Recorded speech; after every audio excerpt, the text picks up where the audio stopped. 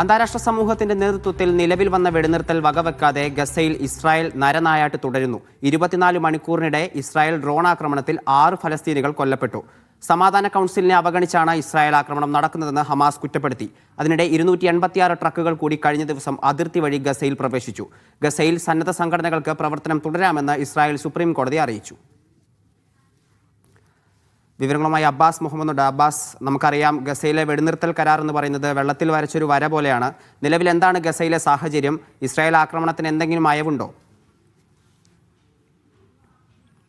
ഹരി, ഇന്ന് ഗസയിലെ 3 പ്രദേശങ്ങളിലും അഥവാ വടക്കൻ ഗസയിലും തെക്കൻ ഗസയിലും മധ്യ ഗസയിലും ഇസ്രായേലിൻ്റെ ആക്രമണം റിപ്പോർട്ട് ചെയ്തു എന്നുള്ളതാണ് ഇത് പ്രധാനപ്പെട്ട ഒരു കാര്യം.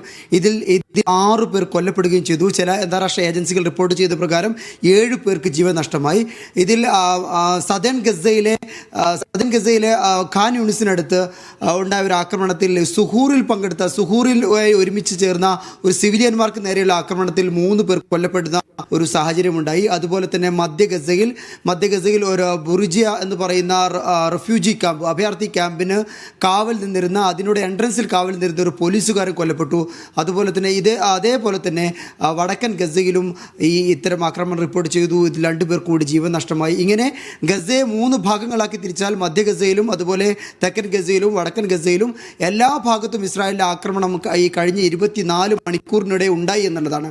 അഥവാ അത്രമാത്രം നേരത്തെ നമ്മൾ ചൂണ്ടിക്കാണിച്ചതുപോലെ തന്നെ ഒരു അന്താരാഷ്ട്ര സമൂഹത്തിൻ്റെ, പ്രത്യേകിച്ചും US അതുപോലെ മധ്യസ്ഥ രാഷ്ട്രങ്ങൾ ഇവിടെയൊക്കെ നേതൃത്വത്തിൽ നിലവിൽ വന്ന ഒക്ടോബർ 10 നിലവിൽ വന്ന വെടിനിർത്തൽ കരാർ, ഈ വെടിനിർത്തൽ കരാറിന് യാതൊരുവിധ ഗൗരവവും യാതൊരുവിധ ബഹുമാനവും കൽപ്പിക്കാതെയുള്ള നിരന്തരമായ ആക്രമണമാണ് നിലവിൽ ഗസയിൽ ഇസ്രായേൽ നടത്തിക്കൊണ്ടിരിക്കുന്നത്. ഈ വെടിനിർത്തൽ കരാറിന് ശേഷം മാത്രം 618 ഫലസ്തീനികൾക്കാണ് ഗസയിൽ ജീവൻ നഷ്ടമായത് എന്നതുകൂടി നമ്മൾ ഇതോടുകൂടി ചേർത്ത് വായിക്കണം. അഥവാ ഒരു ദിവസം തന്നെ ഇത്ര വലിയ ആളുകൾ കൊല്ലപ്പെടുന്നൊരു സാഹചര്യം ഉണ്ടാകുന്നു. അതോടുകൂടെ തന്നെ 1660 ആളുകൾക്ക് പരിക്കേൽക്കുന്ന ഒരു സാഹചര്യം കൂടി ഈ വെടിനിർത്തൽ കരാറിന് ശേഷം മാത്രം ഉണ്ടാകുന്നു. എന്ന് മാത്രമല്ല, ഈ യുദ്ധം ആരംഭിച്ചതിന് ശേഷം 72,000 ആളുകൾക്ക് ഗസയിൽ ജീവനഷ്ടമാകുന്നു. പരിക്കേറ്റവരുടെ എണ്ണം 1,71,000 കവിയുന്നു. ഇതാണ് ഗസയിൽ ഈ ഗസയുടെ മരണനിരക്കുമായി ബന്ധപ്പെട്ട ഒരു സ്ഥിതി വിവര കണക്ക് എന്ന് പറയുന്നത്. അതായത് എല്ലാ ദിവസവും ഈ അടുത്തിടെ ഉണ്ടായ ഏറ്റവും വലിയ ആക്രമണമാണ് കഴിഞ്ഞ 24 മണിക്കൂറിനിടെ ഉണ്ടായത്. നമ്മളൊക്കെ കഴിഞ്ഞ ദിവസങ്ങളൊക്കെ റിപ്പോർട്ട് ചെയ്യുന്ന പ്രകാരം 1-2 പേരുടെ മരണങ്ങളാണ് കഴിഞ്ഞ ദിവസങ്ങൾ ഉണ്ടായത് എങ്കിൽ, എന്നാൽ ഈ കഴിഞ്ഞ 24 മണിക്കൂറിനിടെ ഒരു വലിയ ആക്രമണം ഉണ്ടാകുകയും ഇത്രയും പേർ മരിക്കുന്ന ഒരു സ്ഥിതിവിശേഷം ഉണ്ടാകുകയും ചെയ്തു. ഇതോടുകൂടെ ചേർത്ത് വായിക്കേണ്ടത് വളരെ സുപ്രധാനമായിട്ടുള്ള ഒരു വിധി ഇസ്രായേൽ സുപ്രീം കോടതി പുറപ്പെടുവിക്കുകയുണ്ടായി. അഥവാ അടുത്ത മാർച്ച് 1 37 അന്താരാഷ്ട്ര മനുഷ്യാവകാശ സംഘടനകളോട് ഗസയിലെ സന്നദ്ധ പ്രവർത്തനം അവസാനിപ്പിക്കാൻ ഇസ്രായേൽ ഭരണകൂടം നിർദ്ദേശം നൽകിയിരുന്നു. അവർക്കൊരു വിലക്ക് ഏർപ്പെടുത്തിയിരുന്നു. അഥവാ ആരൊക്കെയാണ് ഈ സംഘടനകളിൽ വർക്ക് ചെയ്യുന്നത്, ഗസക്കകത്ത് വർക്ക് ചെയ്യുന്നത്, അവരുടെ പേര് വിവരങ്ങൾ നൽകണം. അതുപോലെ ഫണ്ടിങ്ങുമായി ബന്ധപ്പെട്ട വിവരങ്ങൾ നൽകണം. അതുപോലെ അവരുടെ ഓപ്പറേഷനുമായി ബന്ധപ്പെട്ട വിവരങ്ങൾ നൽകണം. ഇങ്ങനെയുള്ള നിബന്ധനകൾ പാലിക്കാത്ത അന്താരാഷ്ട്ര മനുഷ്യാവകാശ സംഘടനകളോട് ഗസയിലെ സന്നദ്ധ പ്രവർത്തനം നിർത്താൻ ഇസ്രായേൽ ഭരണകൂടം നിർദ്ദേശിച്ചിരുന്നു. ഇങ്ങനെ 37 സംഘടനകൾക്കാണ് നോട്ടീസ് നൽകിയിരുന്നത്. ഇതിനെതിരെ 17 സംഘടനകൾ ഇസ്രായേൽ സുപ്രീം കോടതിയെ സമീപിക്കുന്നു. ഇതിലൊരു അനുകൂല വിധി ഉണ്ടാകുന്നു എന്നുള്ളത് ഇന്നത്തെ വളരെ സുപ്രധാനമായ ഒരു വാർത്തയാണ്. അവർക്ക് ഗസയിൽ പ്രവർത്തിക്കാനുള്ള അനുമതി ഇസ്രായേൽ സുപ്രീം കോടതി നൽകുന്ന ഒരു സുപ്രധാനമായ ഇടക്കാല ഉത്തരവ് പുറപ്പെടുവിച്ചിട്ടുണ്ട്. അതോടുകൂടി നമ്മൾ മനസ്സിലാക്കേണ്ട പ്രധാനപ്പെട്ട സംഗതി, ഈ അന്താരാഷ്ട്ര മനുഷ്യാവകാശ സംഘടനകളുടെ പ്രവർത്തനങ്ങളില്ല എങ്കിൽ ഗസയിലെ ദുരിതാശ്വാസ പ്രവർത്തനവും ഗസയിലെ പുനരധിവാസ പ്രവർത്തനവും ആകെ അവതാളത്തിലാകുന്ന സ്ഥിതി ഉണ്ടാകും. ഇത് നിരോധിക്കപ്പെട്ട സംഘടനകളിൽ ഡോക്ടേഴ്സ് വിത്തൗട്ട് ബോർഡേഴ്സിനെ പോലെയുള്ള, അതുപോലെ നോർവീജിയൻ റെഫ്യൂജി കൗൺസിലിനെ പോലെയുള്ള പ്രധാനപ്പെട്ട അന്താരാഷ്ട്ര മനുഷ്യാവകാശ സംഘടനകളുണ്ട്.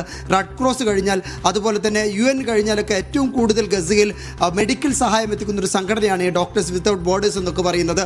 ഇങ്ങനെയുള്ള വലിയ അന്താരാഷ്ട്ര മനുഷ്യാവകാശ സന്നദ്ധ സംഘടനകൾക്ക് അവിടെ അനുമതി നിഷേധിക്കുന്ന ഒരു സാഹചര്യം ഉണ്ടായിരുന്നു. അതാണ് ഇപ്പോൾ ഇസ്രായേൽ സുപ്രീം കോടതി ഇടപെട്ട് നീക്കിയിട്ടുള്ളത് എന്നുള്ളതാണ്. അത് ഗസക്കാരെ സംബന്ധിച്ചിടത്തോളം വളരെ ആശ്വാസദായകമായ ഒരു ഇടക്കാല വിധിയാണ്. അതുകൊണ്ട് തന്നെ അവർക്ക് അവിടെ ഇനിയും കുറച്ചു കാലം കൂടി പ്രവർത്തിക്കാനുള്ള ഒരു സ്വാതന്ത്ര്യമുണ്ടാകും.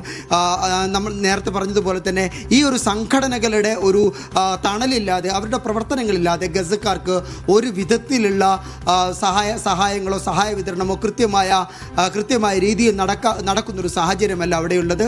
കാരണം ഈ ആക്രമണത്തിൽ ഗസയിലെ 90% അടിസ്ഥാന സൗകര്യങ്ങളും ഇല്ലാതായി എന്നുള്ളതാണ് ഐക്യരാഷ്ട്രസഭയുടെ തന്നെ കണക്കുള്ളത്. ഇതോടൊപ്പം റഫ അതിർത്തി വഴി ഏകദേശം 280-ലേറെ ട്രക്കുകൾ കൂടി അവശ്യ വസ്തുക്കളുമായി ഗസയിൽ പ്രവേശിച്ചിട്ടുണ്ട് എന്നുള്ളത് കൂടി ഒരു ആശ്വാസകരമാണ്. ഗസയെ സംബന്ധിച്ചിടത്തോളം ഇതൊരു തുള്ളി മാത്രമാണ്, ഒരു ഡ്രോപ്പ് മാത്രമാണ് അവരുടെ സഹായ വിതരണത്തിൽ. എങ്കിൽ പോലും അതെങ്കിലും അവിടെയുള്ള മനുഷ്യർക്ക് ആശ്വാസകരമാകും എന്നുള്ളതാണ്. ഏതായാലും റഫ അതിർത്തി സമ്പൂർണ്ണമായി തുറന്നു കൊടുക്കണമെന്നുള്ളത് അന്താരാഷ്ട്ര സമൂഹം നിരവധി സമയങ്ങളിലായി ആവശ്യപ്പെടുന്നതാണ്. അതോട് ഇതുവരെ പോസിറ്റീവായി പ്രതികരിക്കാൻ ഇതുവരെ ഇസ്രായേൽ ഭരണകൂടം തയ്യാറായിട്ടില്ല. വളരെ പരിമിതമായ അളവിലുള്ള മെഡിക്കൽ ഇവാക്യുവേഷനും അതുപോലെ ഈ ഗസയിൽ യുദ്ധം തുടങ്ങുന്ന ഒരു സന്ദർഭത്തിൽ അങ്ങോട്ട് പോയ അഥവാ ഈജിപ്തിലേക്ക് പോയ ആളുകൾ അവരുടെ തിരിച്ചുവരവ് മാത്രമാണ് നിലവിൽ കാര്യമായി റഫ അതിർത്തിയിലൂടെ നടക്കുന്നത്. ഏതായാലും അതുവഴിയുള്ള ട്രക്കിൻ്റെ മൂവ്മെൻറ്റുകൾ, അവശ്യ സഹായങ്ങൾ വഹിച്ചുകൊണ്ടുള്ള ട്രക്കുകളുടെ